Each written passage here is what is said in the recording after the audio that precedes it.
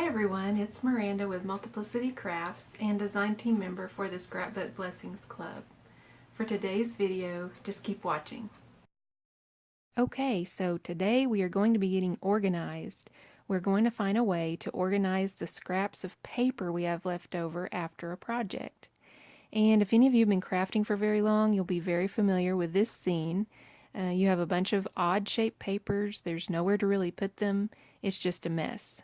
So, the system I've came up with is where I've found out my 5 most used sizes of paper and cut my scraps to one of those sizes. So my larger scraps will go to the 8.5 by 11 size, which is standard copy paper size. Then the next size would be a 6 by 6. That's a fairly standard size. A lot of paper pads come in that size. And then we go down to the 4.25 by 5.5. That is the A2 card size, standard card size.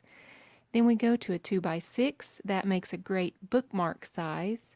And the 3 by 4 size, which is Project Life card sizes. So when I have all of my scraps organized in one of those sizes, I can stack them neatly in my bookcase and they're easier to access. But what about when the paper isn't large enough to fit one of those stackable sizes? Well, that's where these color-coded file folders come into play. I keep them stored in a 14 by 14 plastic storage container, which can be found at most craft stores.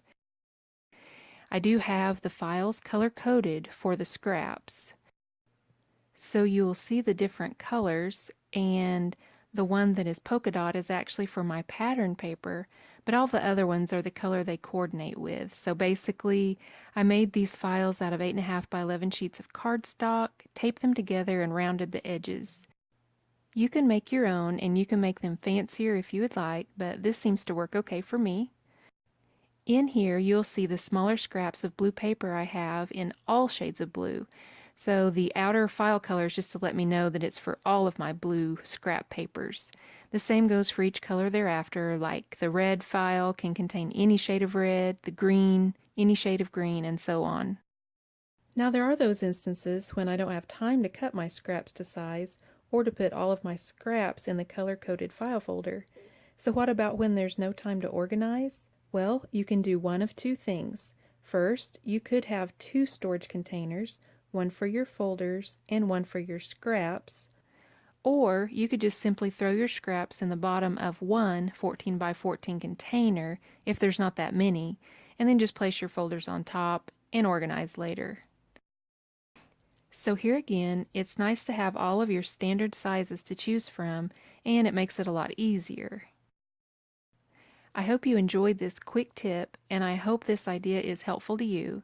For more great ideas, be sure to subscribe to my YouTube channel as well as the Scrapbook Blessings Club YouTube channel. Thank you for watching.